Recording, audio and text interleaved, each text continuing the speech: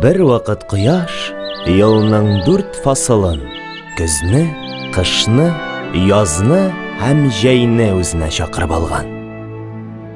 Сезнең кайсыгыз матуррак, кайсыгыз эштә батырырак, шуңа бүләк бирәм.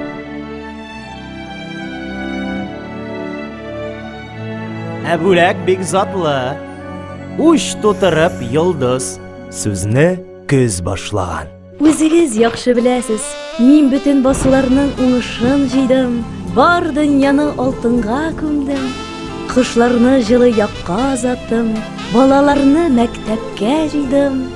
Бүләк миңа тиеш.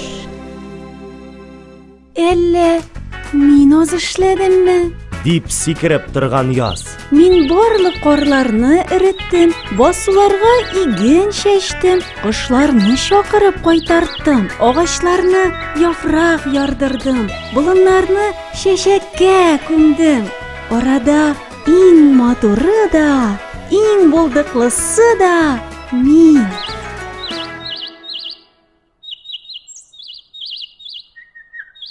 Ай-яй-яй-яй-яй. Дигән җәй. Мине тыңлагыз әле.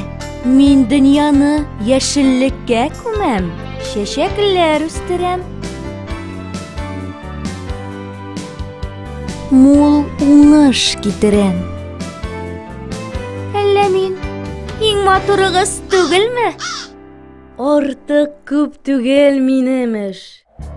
Дигән кыш тыйнак кына. Мин җирне ял иттерәм. Киләсе уңыш өчен карлар ташыйм. Дөньяны ап-акка буйым. Балаларны чана, чаңгы шуарга чакырам. Мин дә ямьсез түгел. Минем чыршыларымны, кар бөртекләремне, мамык бәсләремне яраталар.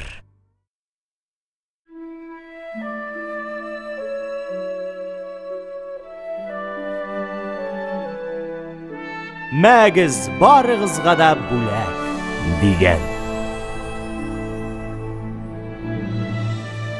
Йолдызларны елның бер фасылы да үзенә алмаган. Алар һәр вакыт, язда, җәйдә, көздә, кышта балкып яналар.